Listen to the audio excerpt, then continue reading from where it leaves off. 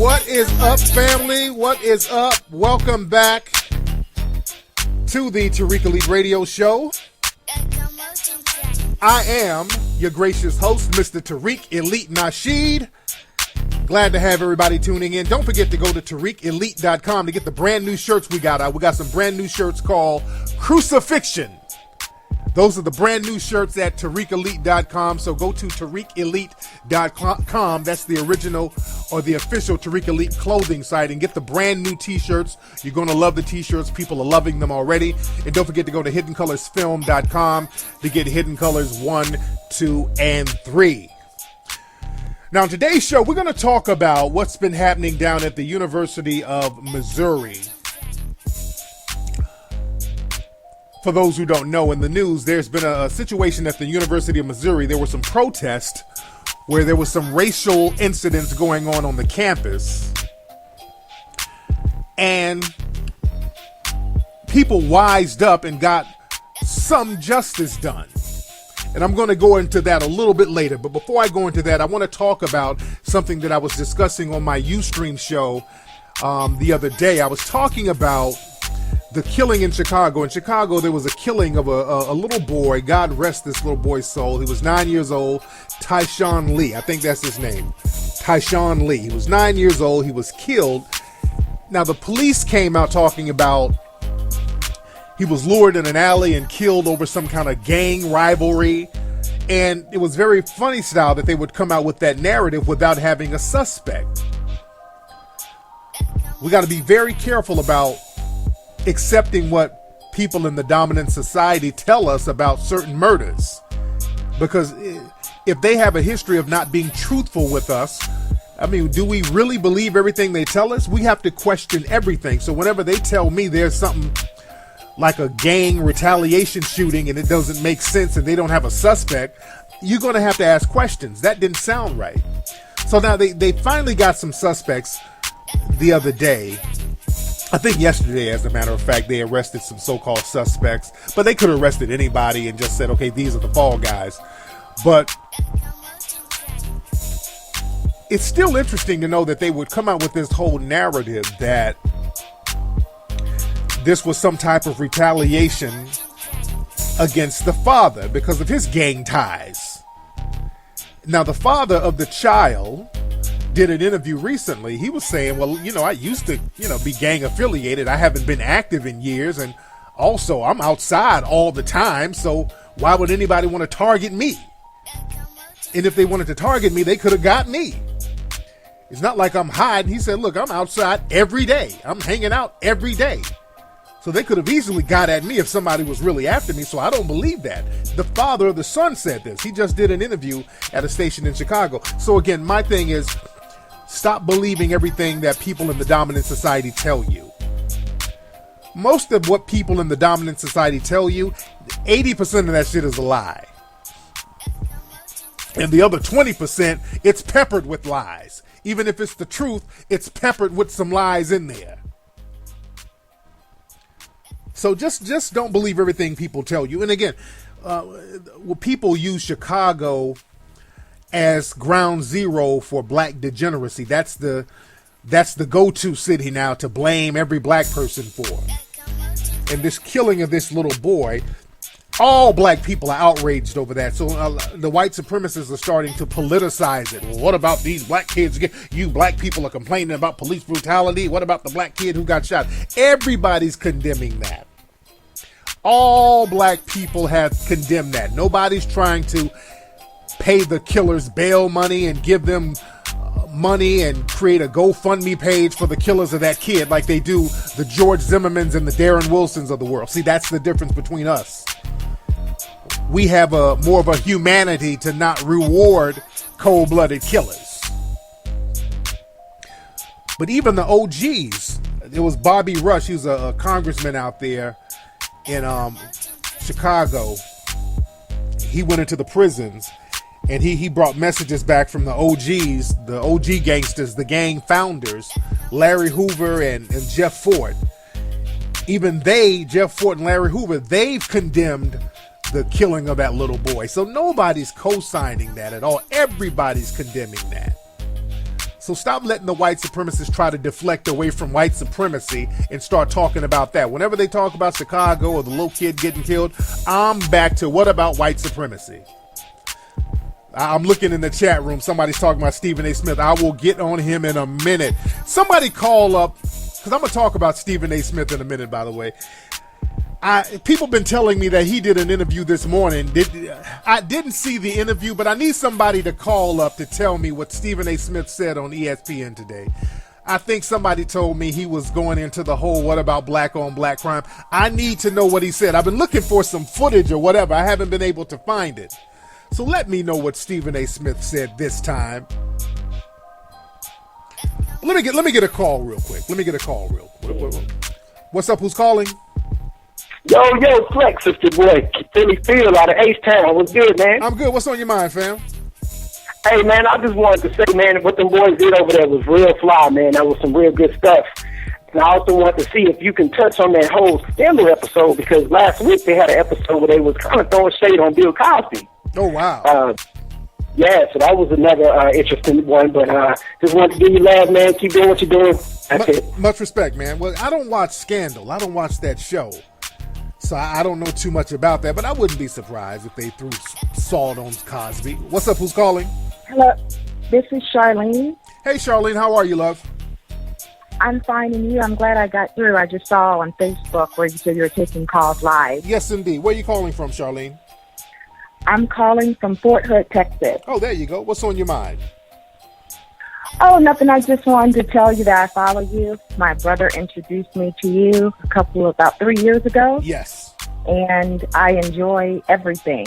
Yes, so I appreciate that. I didn't want to mess up the flow. No problem. I'll take the compliments and the props. Thank you so much, sister. Oh, yes. Shout out to my boy, Big Boy from Power. Not Power One. I'm so used to Big Boy being on Power 106. I mean, 92.3 The Real.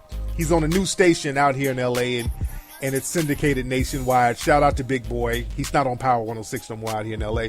But shout out to Big Boy. I was on Big Boy's show. They aired it yesterday, and I think they aired some of it today. A lot of people were hitting me up saying they heard some of the interview on the radio today. So I don't know if they did a part 1 or part 2.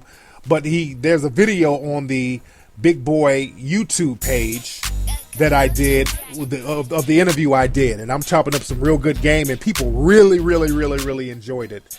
People are like, we need, because on Big Boy's show, I'm not really talking about nothing too racially political or nothing like that. I'm just dropping old school game about dating, relationships, the ism. And it's been a while since I've done an interview just really breaking down the ism. People were like, oh man, we love it. We need more of the ism back. And I feel you. I feel y'all. I know y'all want the ism back. I would love to get right back and just start spitting nothing but ism. Nothing but the game. I would love to do that. And I'm putting together some projects where I can just do that. But you know, it's just hard for me to do that and ignore all the bullshit that's going on. You know, I would just feel real funny with melanoid kids getting shot and melanoid women getting beat up, and for me to get on the airwaves and be like, well, hey, how do you get women at the mall? You know, I would just feel funny doing that. You dig? So I try to mix it up as much as I can. I would love to get right back to the ism and just do that. That's where the real bread and butter is. Contrary to popular belief, there's not a lot of money in waking up Negroes, because that's who you got to really wake up. I'm not talking about the melanoid-minded people who are already ready to roll. It's the Negroes that you got to fight and bicker with and go back and forth with. Ain't no money in that, and then the niggas want to bootleg your shit. It's not a lot of money in that. I would love to just get all the way back to the ism. But I know that these kids out here need to hear somebody really bring that real information about what they need to do to power themselves. You understand?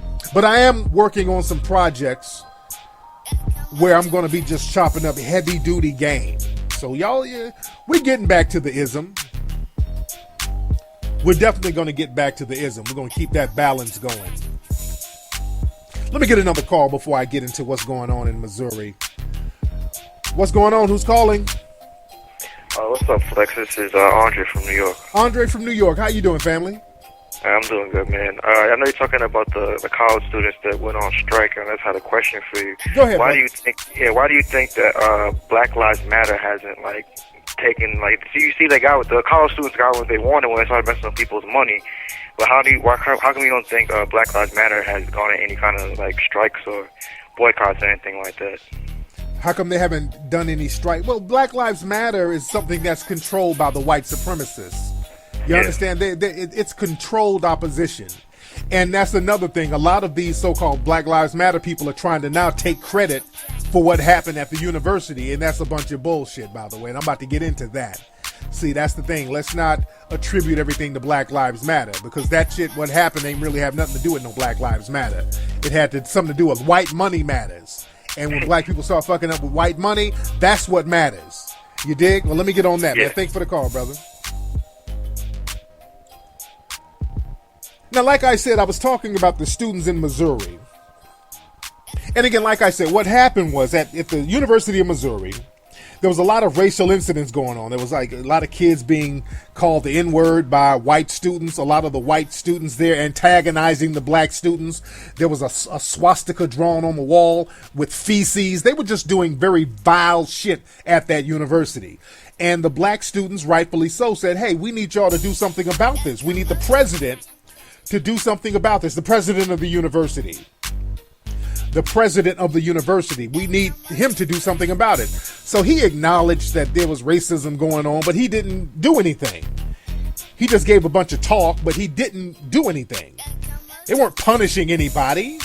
See, that's the thing with white supremacy now. White supremacy is allowed to go on and fester, and people in charge, which are other white supremacist suspects, they're not doing nothing. So the students were like, okay, we're going to protest. Still nothing. There was one student talking about, well, I'm going to go on a hunger strike. Still nothing. I'm going to go on a hunger strike until the president is removed from this college because he's not doing anything about the racial incidents. Now, they were going to let his ass starve to death. They don't give a fuck about that. They were going to let him starve to death. But what happened, what got things done, that the students there, they did something that had not been done in a while. They got on code. There was a code. So what happened, everybody stopped getting on camera. A lot of people stopped hopping in front of the cameras. They started to shield some of the protesters and the people away from the media.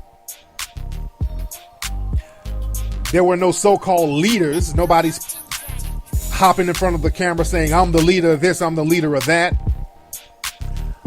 They took a code, they all got on code, and they took a collective stand, and they got the football team involved. And the football team said, unless the president of this college is gone, we're not going to play a game. So now you're threatening the school's money. And that's what got the president ousted from the school.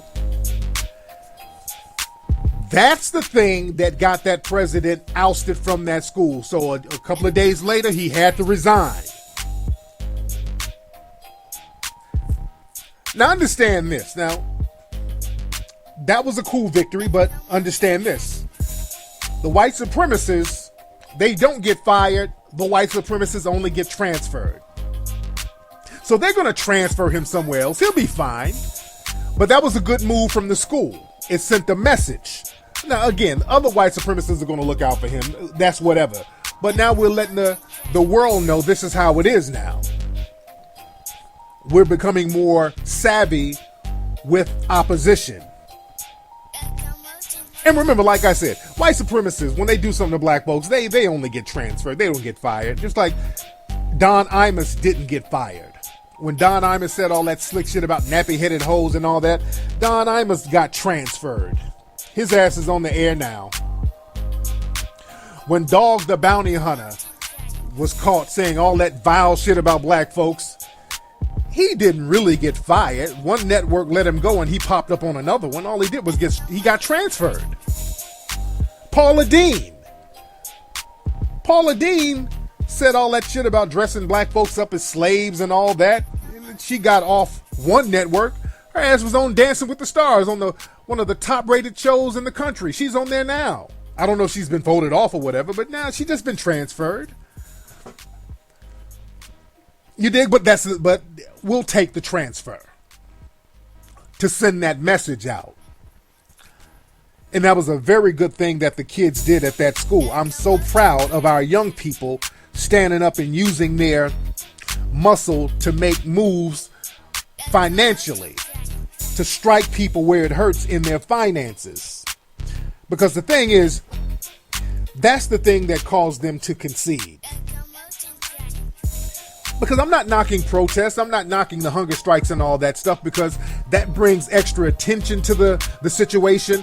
And also a lot of people use social networking and social media. They didn't use the mainstream media, which was a good thing. We got to start using the social media for more than just twerk videos and acting goofy and silly. We got to use those mechanisms as ways to empower ourselves as melanoid people. But what took the thing home was that team refusing to play. That's what caused them to concede. And now universities and schools and networks and people in the dominant society, they're shaking in their boots right now. They're a little bit nervous right now, because now the slaves have rebelled. That was a slave rebellion right there. That was a plantation slave rebellion. Y'all need to read the book $40 Million Slave. I always drop that book on this show. And it talks about how college players, not just college players, but all athletes in particular, all athletes in general, but college players in particular, are treated like slaves. They're the new slaves. Because at least in the NBA, in the NFL, they get paid.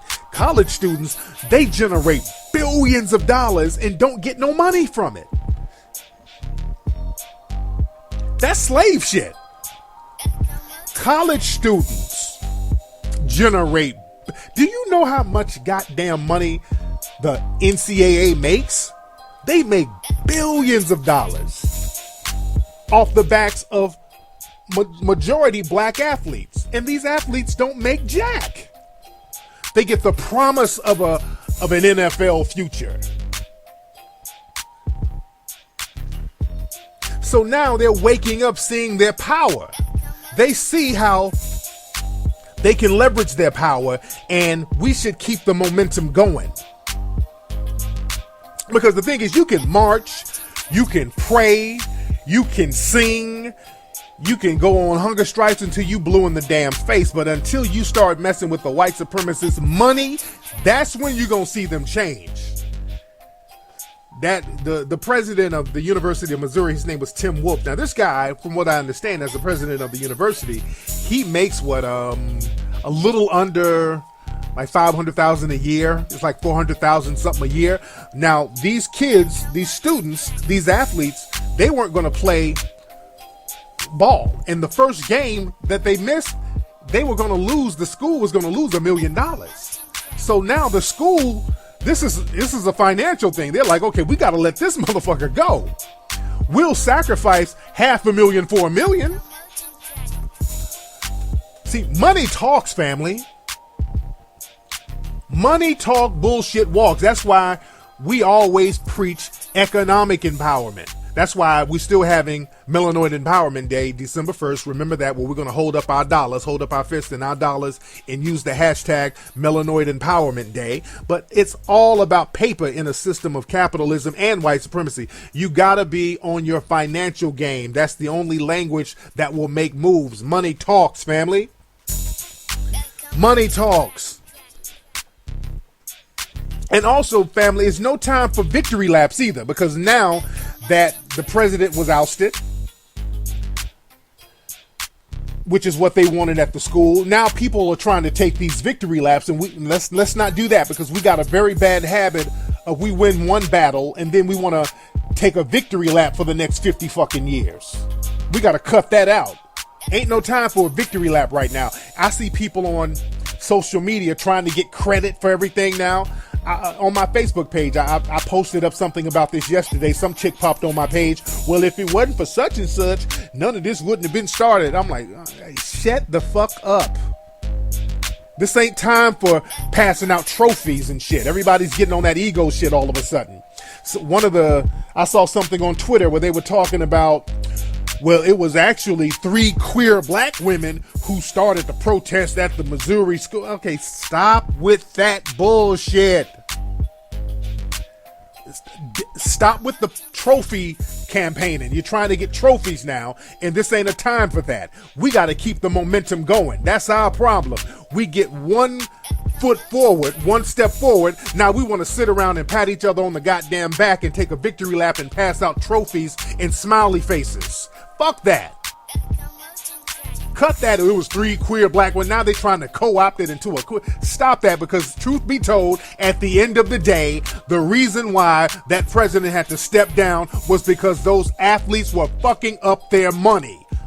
Y'all can give credit to whoever you want to give credit to, but at the end of the day, the reality is what really brought it home was them about to lose money.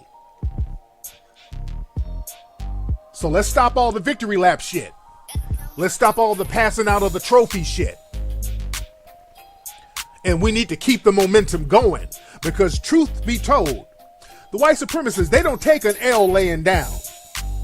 I'm telling you now, these white supremacists, they got think tanks and everything going right now, trying to think of a way to create a backlash for this. They don't like taking L's. The white supremacists, they don't take L's lightly. Yeah, people like Rush Limbaugh going off and all these people. The trolls have been hitting me up on Twitter. They're mad. The white supremacist tears are flowing. So they get back to the drawing board. They get back to the think tanks figuring out, okay, how can we prevent this? Because now these niggas have woken up. All you schools out there, you black universities, y'all need to be on your grind right now, following the lead of this university. Let me explain something to y'all, and I want my college kids to listen to me. I want y'all to listen close. If you got friends, family, or whatever in college, and they're athletes, please let them listen to this show, especially this part right now. Let them listen to what I'm saying. You black athletes at these schools, especially these colleges, now you're already not making no money. You're not making no money, but you get the promise of potentially being a professional athlete, which may or may not happen.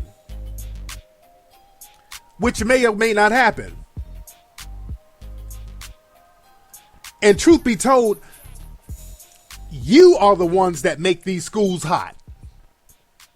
Black athletes, it is you, your skills, that makes these schools hot. All these universities, it's you that's making it hot. You are the one that's bringing in most of the revenue for these schools. They don't want to tell you that, but let's just keep this shit 100. All of these schools, man, it's all about these colleges. It's all about their sports teams. It's all about their sports teams.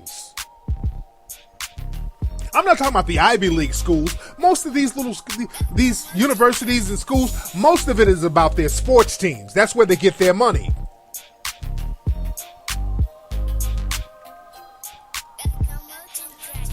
And not only do the schools make money off these games, they make millions of dollars off these games.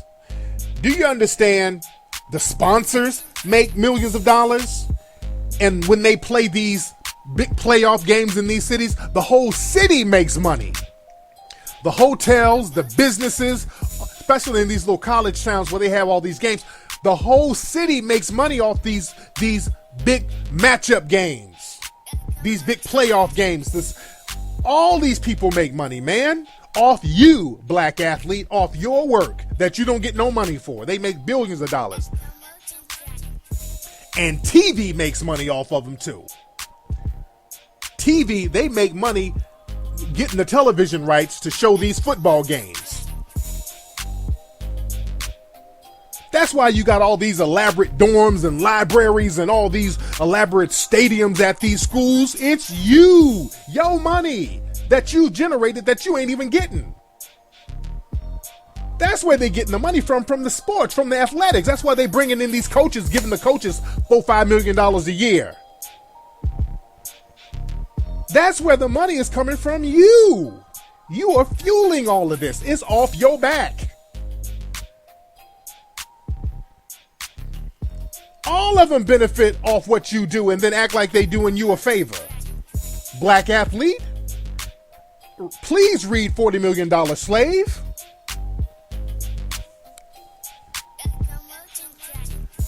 And ESPN, speaking of television, you know, they air some of these college games. ESPN paid like, I think $7 billion for the TV rights for the NCAA games, if I'm not mistaken. I think they paid $7 billion for the rights to show the NCAA games, the college games. And you athletes ain't getting jack. You ain't getting one dime from that. And you got billions you got a whole industry where people are just getting filthy rich off your back. The least they can do is get rid of the white supremacists and the racists who are antagonizing you on these damn schools. That's the least they can do. And that Tim Wolf guy, they were right to get his ass out of there because they're asking him questions about the racism. He's turning his back. Get his ass out of there. I wouldn't play one game either. I'm playing for free. I'm hungry. You got black athletes out here starving.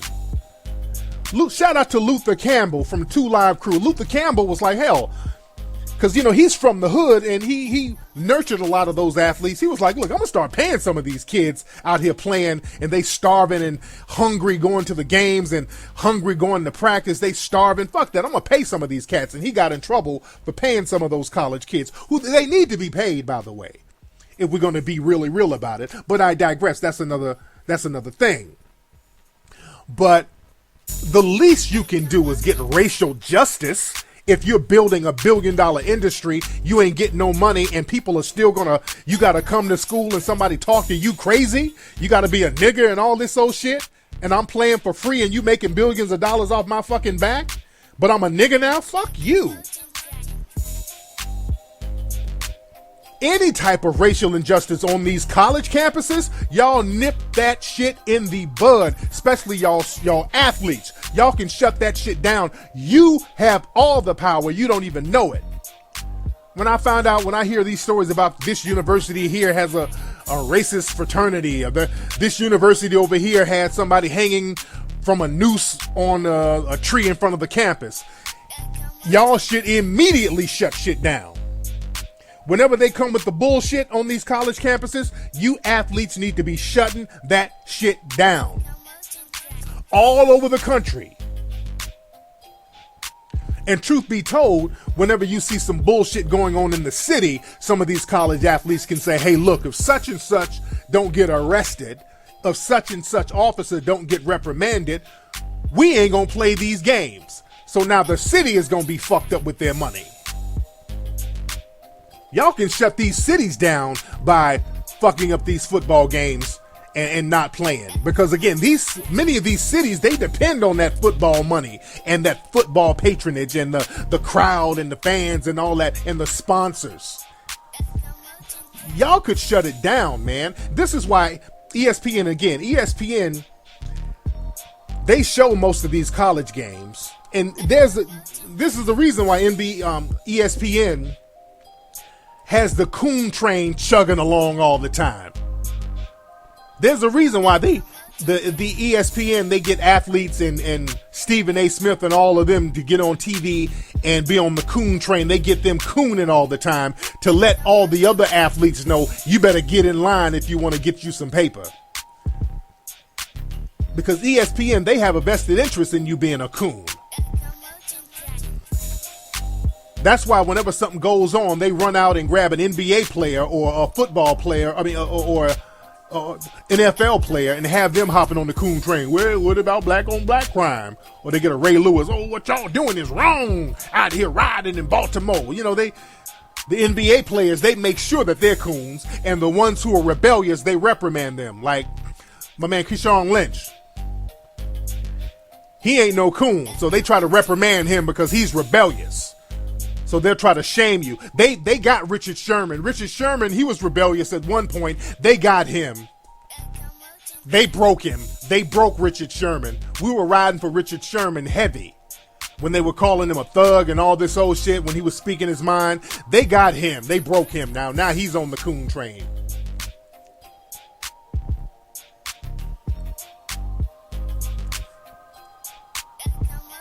But let me play this clip of Stephen A. Smith. Somebody said there's a new one of him this morning. I haven't seen that. Let me get this call before I play it, though. Let me get this call real quick. What's up? Who's calling? Hey, what's going on, Tariq? This is Jay from Gardena, man. Jay from Gardena. How you doing, Jay? What's on your mind? Man, I caught Stephen A. on that show this morning, man. What did he say this morning, man? People keep... I want to see a clip, but I haven't seen it. What did he say this time?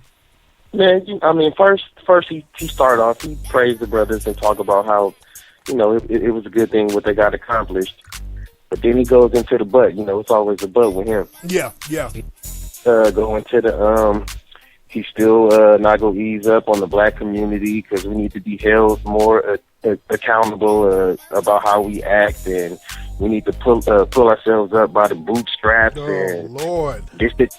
This situation was about race, but we can't make every situation about race. We need to take responsibilities for our own self. Typical shit. Yeah, exactly.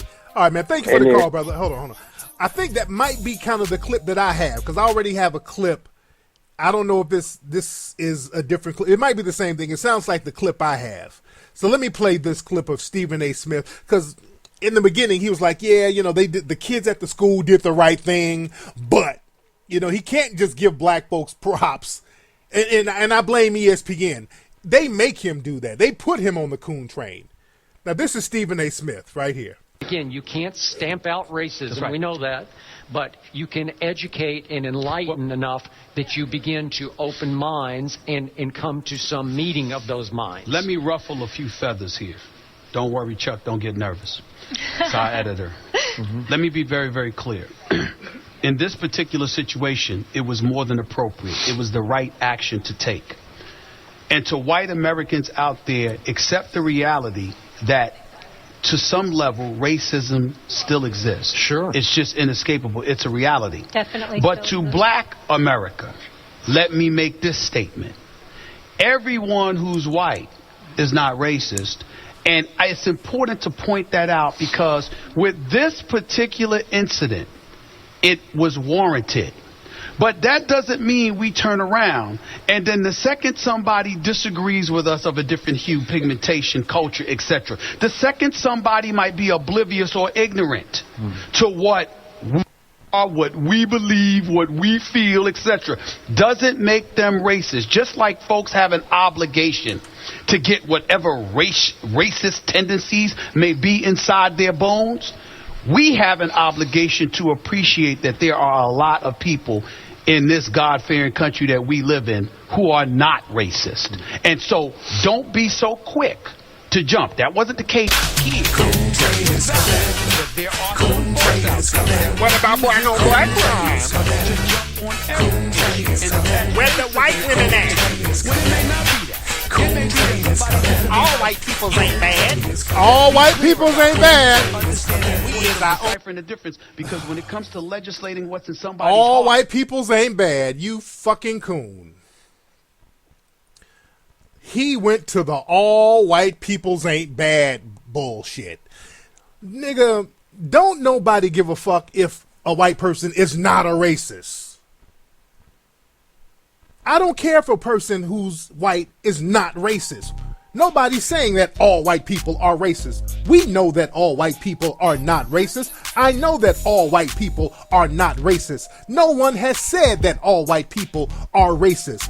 I don't give a shit if all white people are not racist. The problem is nobody's doing shit about the ones who are racist. The ones who are racist, the ones who do practice white supremacy, not only do they not get punished, they oftentimes get rewarded.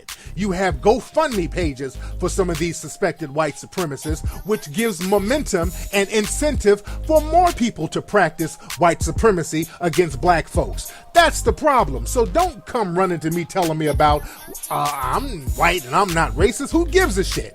You haven't done nothing about the ones who are. And what's interesting to me, you see how that works?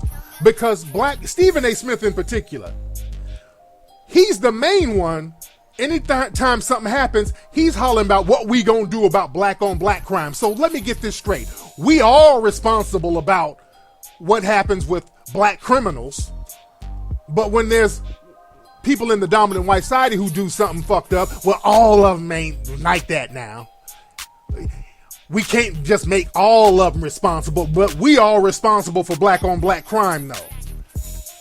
So if I'm responsible for black on black crime, all people in the dominant white society are responsible for white supremacy if we're going to play that game. You can't have it both ways, Stephen. And white supremacists who put him up there like that, you can't have it both ways. Anytime something happened in Chicago, we as black folks, we all responsible for Chicago. We got to do something about Chicago. What about black on black crime? What we gonna do? Where our outrage for black on black crime? All right, white person does something fucked up. Well, we just can't say all of them. All of them. We can't condemn all of them now. We can't say nothing bad about all of them now. Come on. That's not right now. All of them ain't like that now. The coon train runs off the track with this nigga. Good fucking grief, man. And I blame ESPN. ESPN, they put that coonery on TV because they got a vested interest in the cooning. They need you to be a buck dancing coon, especially if you're an athlete. Because they don't want you messing up their money because they know the power you have, all you black athletes out there, professional and college athletes. They know the power you have. Exercise your power, family. Wake up and continue to exercise your power. Stop listening to that coon talk, that contradictory coon talk from Stephen A. Smith. He's been on the coon train. But what the brothers did at the university and the sisters did too for bringing more attention to the protests, you mess with the white supremacists' money. That's what it all boils down to. The white supremacists don't give a shit about any type of morality play that you make on them. They don't care if you sit out there and starve yourself to death. They don't give a shit about that. The white supremacists care nothing about that. They revel in that. But when you start taking food from their plate, now it's time to listen. And these colleges and their athleticisms, it's all built on your back. So you need to leverage that, black folks. And if they try to instill some type of rules that you can't protest or whatever, you better take your ass to an HBCU. These schools ain't doing you no favor. Don't let them think they're doing you a favor. You can take your skills to a black school if they don't like it. Y'all need to make more demands on them. And not just demands on these schools, but demands on these whole cities, letting them know that you're going to take their income away. You ain't got nothing to lose anyway. You ain't making no money anyway. This is for the college students. You ain't making no money anyway. And the promise of you becoming a professional athlete, which is what they dangle in front of you, hell, you can do that at an HBCU.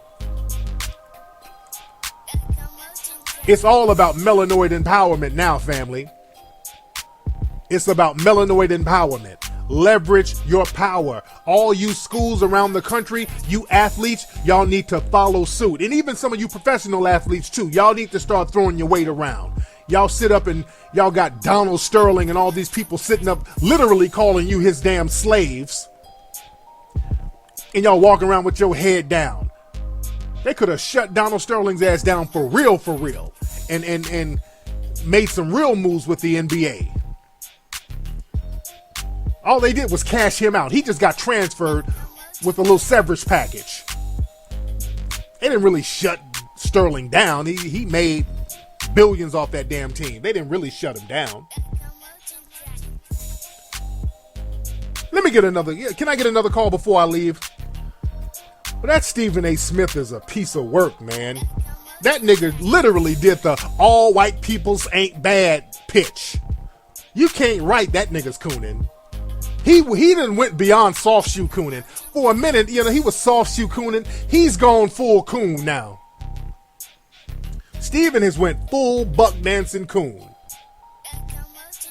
They need to give that nigga a banjo anytime he gets on TV. Let me play some more. I haven't heard the rest of the clip that I played of him. Where is it? Where is it? I want to hear what else he had to say. I lost the clip. I had it up and I lost it. Okay. I can't play it right now because I took the clip down. But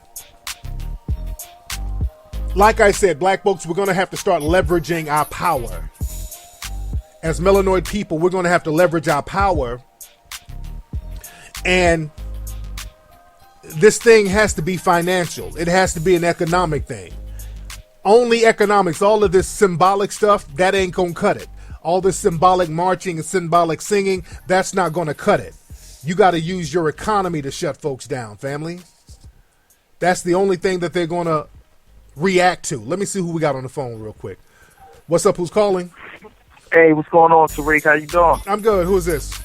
Hey, this is Najee from New Jersey. Hey, what's up, Najee? I just wanted to give you your props. And, you know, because you got a lot of naysayers that basically say that, you know, you're benefiting off of this whole racism thing. That how you switch from the Mac and, you know, to black empowerment as a con game. Dude, and I'm glad that you stated so that much, earlier. yeah, brother, like there's money in this. Dude, my Mackin brings in way more money because it goes beyond race. The dating and relationship, I make 10 times more money doing that than dealing with a bunch of fucking bootleggers, because that's what I gotta deal with. Like, when there's a lot of money in waking niggas up, I mean, where's the money in waking niggas up?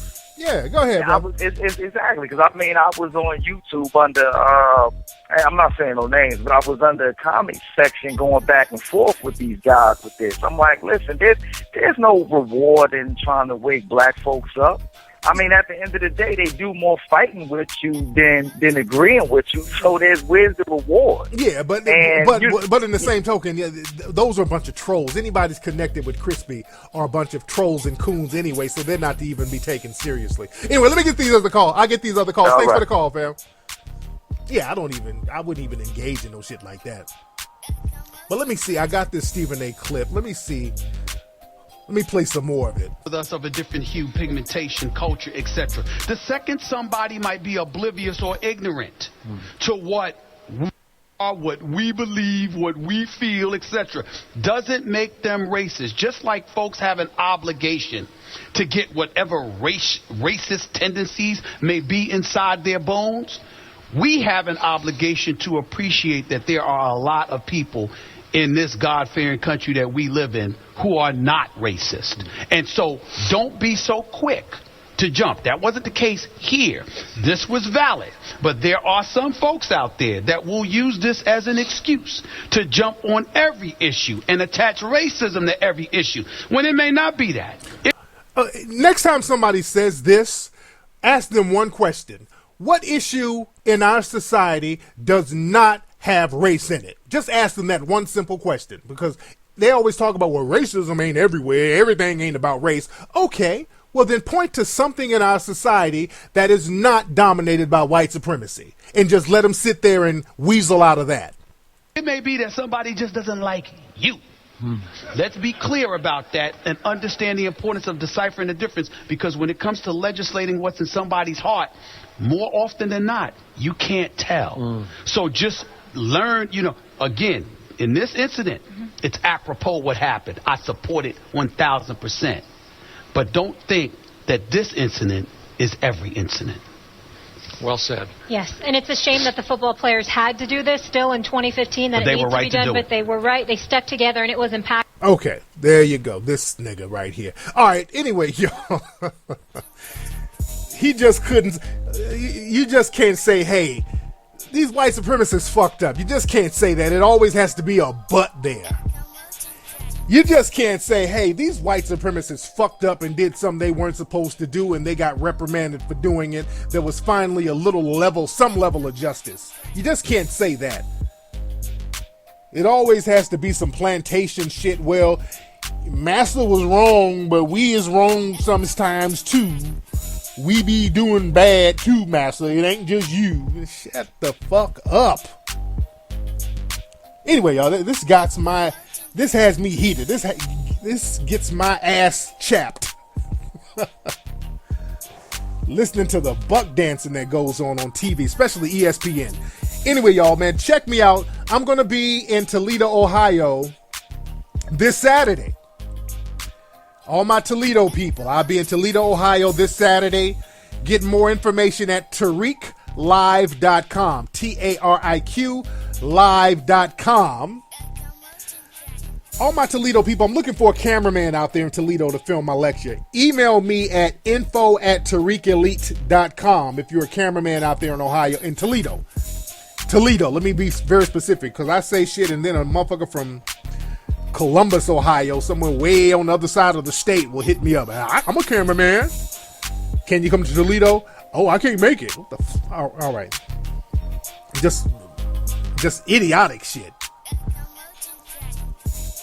But if you're a camera person, hit me up in Toledo. I need a cameraman for Toledo. Get your tickets and information at TariqLive.com. Get the brand new crucifixion shirts at TariqElite.com. And get Hidden Colors 1, 2, and 3, the DVD, at HiddenColorsFilm.com. I'm a holla. Y'all have a good week. And melanoid empowerment to you, family.